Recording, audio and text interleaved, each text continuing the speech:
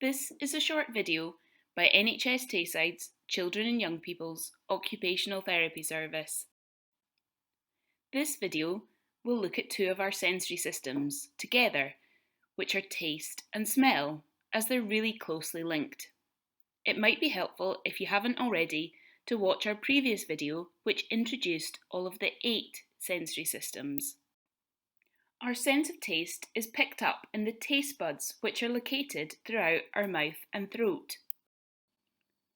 These buds detect chemicals in the food and determine if a food is sweet, salty, bitter, sour, or savoury, and the full experience of the food is only determined after the brain has processed this information.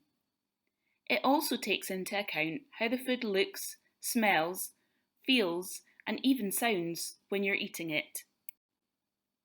Our sense of taste has helped us greatly throughout evolution, as sour or bitter tasting foods were often a sign of food being rotten or poisonous, whereas something sweet or salty could mean that the food was nutritious. Although our food sources are safer and much more reliable now, our inbuilt sensory safety mechanisms still work in this way. The other key factor in the perception of how something tastes is how it smells. Think about a time when you've had a heavy cold and food tastes different or bland, or maybe when you've smelt something delicious cooking and begin to salivate. This is because smells play such an important role in what we eat. We can register about 400 different types of smell, and the direct link to the brain allows us to quickly recognise a particular smell and make a decision instantly about how to react. For example, if we smell burning toast.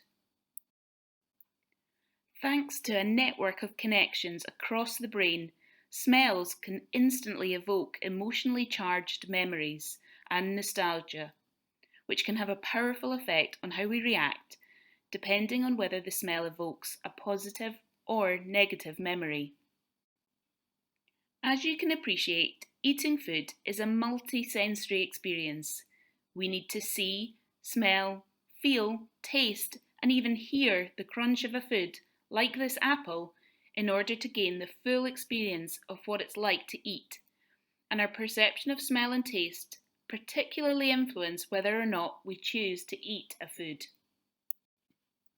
Some children who are oversensitive can find mealtimes more challenging, as it's often difficult to process all the sensory information at one time.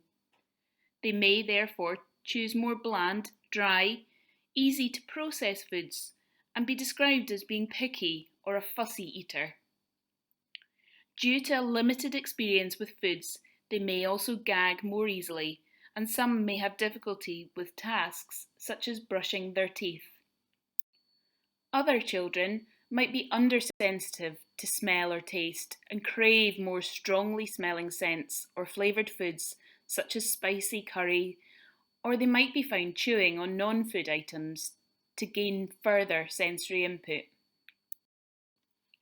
The key thing is to be aware of your child's smell and taste preferences and not to force anything that they find overwhelming or unpleasant, particularly with foods, but smells can also have a powerful but sometimes subtle effect.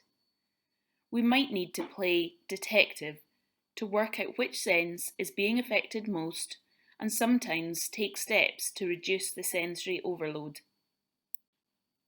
When trying to expand the range of foods accepted, and also smells, we must take a slow, gradual approach and always start with what the child currently accepts and expand from there. You can allow the child to carry something with them that is scented with a familiar and liked smell, or use some oral motor activities such as blowing bubbles, sucking thick milkshakes through a straw, or eating crunchy foods, as these can all help regulate the sensory system. Messy play with food is a great way to explore different textures, tastes, and smells without any pressure to eat the foods. It is best done away from mealtimes and often children cope better with dry foods before they can move on to doughy textures, wet textures, and then sticky or mixed textures such as baked beans.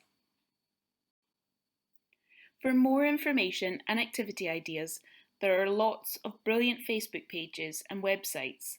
Here are a few of our favourites.